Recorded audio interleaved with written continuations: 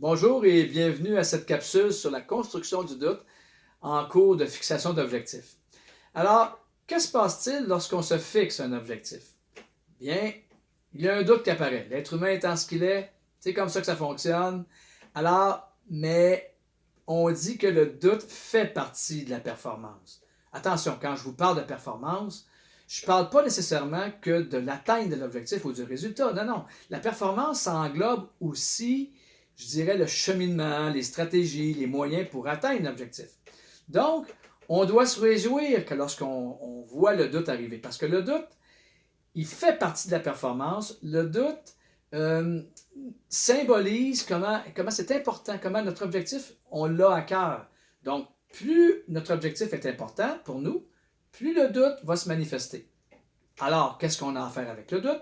On a à travailler avec, on a à même en faire, je dirais, un compagnon de route. Comment ça se passe dans notre esprit lorsqu'on se fixe un objectif? J'ai pris en support le PowerPoint derrière moi et la recherche nous dit, en psychologie de performance, nous dit qu'il y a le mécanisme de double évaluation.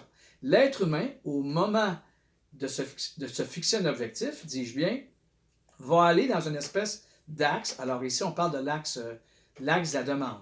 Alors, prenons par exemple quelqu'un en période de confinement qui veut se fixer un objectif de faire 5 fois par semaine de l'activité physique. Donc, immédiatement, son esprit va être sur l'axe de la demande et ce qui va apparaître, c'est la perception de la difficulté que nous pose cet objectif-là. Maintenant, après avoir évalué ça, la deuxième chose, c'est que la personne va commencer à se poser des questions. Est-ce que j'ai les ressources?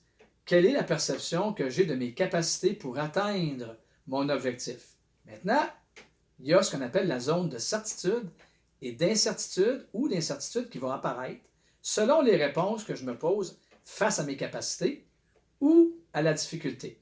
Donc, si je suis dans une incertitude, il peut y avoir une certaine panique qui s'installe.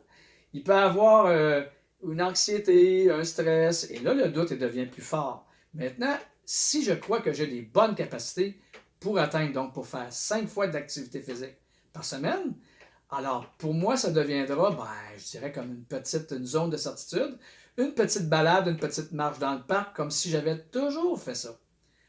Alors, qu'est-ce qui s'installe selon que la zone d'incertitude ou la zone de certitude est plus ou moins forte?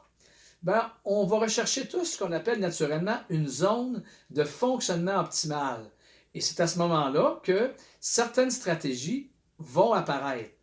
Et ces stratégies-là, nous les traiterons demain, à savoir quels sont les moyens qu'on peut prendre pour ajuster nos objectifs selon le fait que je suis dans une zone d'incertitude, donc je ne suis pas certain que je vais y arriver, ou que je suis dans une zone de certitude, peut-être trop grande, et qui fait en sorte que j'ai confiance dans mes capacités d'atteindre l'objectif. Alors, on se reparle demain.